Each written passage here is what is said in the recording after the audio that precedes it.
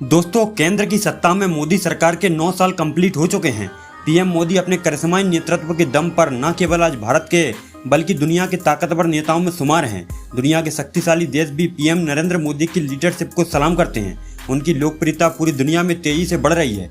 अपने कार्यकाल के 9 सालों में प्रधानमंत्री नरेंद्र मोदी ने देश के आर्थिक, सांस्कृतिक, नैतिक और सामाजिक विकास की दिशा में महत्वपूर्ण कदम उठाए हैं। नरेंद्र मोदी ने सत्ता में आने के बाद कुछ ऐसे बड़े फैसले लिए हैं जिन्होंने देश की जनता पर सीधा असर डाला है। आज की इस वीडियो में हम बीते 9 सालों में मोदी सरकार के ऐसे ही 9 फैसले आपको बताने वाले हैं जिनका पूरे देश पर गहरा इम्पैक्ट पड़ा है।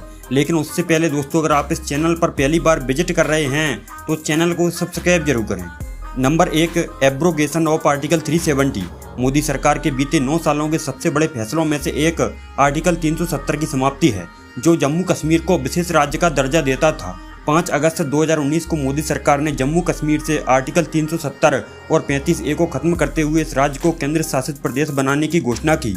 इसी के साथ जम्मू कश्मीर में देश के वो सभी कानून लागू हो गए जिन्हें 70 साल तक लागू नहीं किया जा सका था। वहाँ के लोगों को केंद्र सरकार की योजनाओं का फायदा मिलने लगा। साथ ही जम्मू कश्मीर का अलग झंडा हटाकर अब वहाँ के सरकारी दफ्तरों में तिरंगा लहराने लगा। Number 2, demonetisation. 8 नवंबर 2016 को मोदी सरकार ने नोटबंदी का साहसिक एवं कठिन फैसला किया।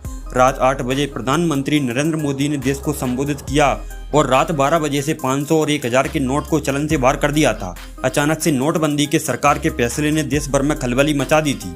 सरकार का यह फैसला ब्लैक मनी, करप्शन और टेररिज्म पर वार करने के लिए था। इसमें सरकार को अपेक्षित सफलता भी मिली, हालांकि इससे आम लोगों को परेशानी भी हुई। 500 और 1000 के नोट बदलवाने के लिए बैंकों के बाहर लंबी भीड़ देखी गई। हालांकि इस फैसले के बाद देश में डिजिटल लेन देन ने जोर पकड़ा। आज आम आदमी डिजिटल लेन देन से घबराता नहीं है। Number 3, goods and service tax. एक देश एक टैक्स की अवधारणा को ध्यान में रखते हुए 30 जून और 1 जुलाई के बीच संसद के सेंट्रल हॉल में पीएम मोदी ने गुड्स एंड सर्विस टैक्स यानी जीएसटी को लॉन्च किया। इसके साथ ही सर्विस टैक्स और एक्साइज ड्यूटी समेत कई तरह के टैक्स समाप्त हो गए। यह इकोनॉमी के लिहाज से एक ऐतिहासिक फैसला था। संसद से जीएसटी बिल पास होने के बाद आधी रात को संसद के सेंट्रल हॉल में दिए अपने भाषण में पीएम मोदी ने कहा था कि बिल किसी एक दल की सिद्धि नहीं बल्कि ये सभी पार्टियों के साझे प्रयासों का परिणाम है। जीएसटी लागू होने के बाद पूरे देश में समान टैक्स दर लागू करना संभव हो सका। इसके साथ ही इससे 17 बड़े टैक्स और 13 सेस इसमें सम्मिलित किए गए हैं। जीएसटी लागू होने से पारदर्शिता और जवाबदेही बढ़ने के साथ साथ सरल रजिस्ट्रेशन और तेजी से रिफंड का लाभ भी उद्योगों और व्यापारियों को मिला है। जीएसटी लागू हुआ तब 226 वस्तुएं सेवाएं 28% टैक्स के दायरे में थी, अब सिर्फ 28 बची हैं। जीएसटी में सुधार की प्रक्रिया जारी है। जीएसटी लागू होने से अब तक सरकार को 4 बार 1 लाख करोड़ रुपए या इससे ज़्यादा का जीएसटी कलेक्शन मिला है। बीते फाइनेंशियल ईयर में मंथली एवरेज कलेक्शन 98,114 करोड़ रुपए रहा। Number 4, Bharatmala project. सत्ता में आने के बाद मोदी सरकार ने यह गहराई से महसूस किया कि देश को तरक्की के रास्ते पर ले जाने के लिए देश में सड़कों का जाल बिछाना जरूरी है। सरकार ने इस दिशा में तेजी से काम करना शुरू किया। इसका असर यह हुआ कि भारत में दुनिया का दूसरा सबसे बड़ा सड़क नेटवर्क बन गया है। भारत के रोड नेटवर्क की टोटल लेंथ 63.73 लाख किलोमीटर हो चुकी है। देश में पिछले 9 साल में लगभग 50,000 किलोमीटर नेशनल हाईवे का निर्माण हुआ है। देश में 2014-15 में नेशनल हाईवे कुल 97,830 किलोमीटर था, जो मार्च 2023 तक बढ़कर 1,45,155 किलोमीटर हो गया। आंकड़ों के अनुसार साल 2014 में रोजाना जहां 12 किलोमीटर सड़क बनती थी, वहीं 2021-22 में हर दिन 29 किलोमीटर सड़क का निर्माण हुआ। सड़क और राजमार्ग की किसी भी देश की इकोनॉमी में महत्वपूर्ण भूमिका होती है। सड़क परिवहन न केवल आर्थिक विकास बल्कि सामाजिक विकास, रक्षा क्षेत्रों के साथ साथ जीवन की बुनियादी चीज़ों तक पहुंच का आधार है। देश में नए हाईवे और एक्सप्रेस वे के निर्माण ने सड़क विकास की नई गाथा लिखी है। नंबर 5, राम मंदिर एंड काशी विश्वनाथ कॉरिडोर। अपने वादे के अनुरूप मोदी सरकार अयोध्या में भव्य एवं दिव्य राम मंदिर का निर्माण करा रही है। यही नहीं, भगवान शिव की नगरी वाराणसी में विश्वनाथ मंदिर के पास काशी विश्वनाथ कॉरिडोर का भी निर्माण कराया गया। मोदी सरकार के ये फैसले हिंदू आस्था और भारत की सांस्कृतिक एवं आध्यात्मिक विरासत को सहेजने की दिशा में अहम साबित हुए। साल 2019 में सुप्रीम कोर्ट ने अपने ऐतिहासिक फैसले में अयोध्या में राम मंदिर का निर्माण कराने का आदेश दिया। अगस्त 2020 में पीएम मोदी ने राम मंदिर के लिए भूमि पूजन किया। इसके बाद राम मंदिर का निर्माण तेजी से हो रहा है। पीएम मोदी जनवरी 2024 में भगवान राम की मूर्ति मंदिर में स्थापित करेंगे और रामलला के दर्शन के लिए मंदिर को खोल दिया जाएगा। केवल अयोध्या में राम मंदिर और काशी विश्वनाथ ही नहीं, पीएम मोदी के कार्यकाल में कई मंदिरों का कायाकल्प हो चुका है। इनमें सोमनाथ मंदिर, केदारनाथ धाम, वैद्यनाथ धाम, उज्जैन का महाकाल लोक और 4 धाम परियोजना शामिल है। Number 6, make in India. देश में मैन्युफैक्चरिंग को बढ़ावा देने और रोजगार के नए अवसर पैदा करने के लिए मोदी सरकार ने 2014 में मेक इन इंडिया प्रोग्राम की शुरुआत की थी। मेक इन इंडिया एक तरह का स्वदेशी अभियान है जिसमें इकोनॉमी के तमाम क्षेत्रों को शामिल किया गया है। मेक इन इंडिया योजना का उद्देश्य देसी और विदेशी कंपनियों का ध्यान भारत की तरफ खींचना है ताकि भारत में विदेशी निवेश को बढ़ावा मिल सके। वस्तुएं जब भारत में ही बनने लगेंगी तो इनका इंपोर्ट कम होगा और टैक्स कम लगेगा, जिससे लोगों को सामान सस्ते रेट पर अवेलेबल होगा। और अगर वस्तुओं का निर्माण देश में होगा तो इनका अन्य देशों में एक्सपोर्ट करने की संभावना बढ़ेगी।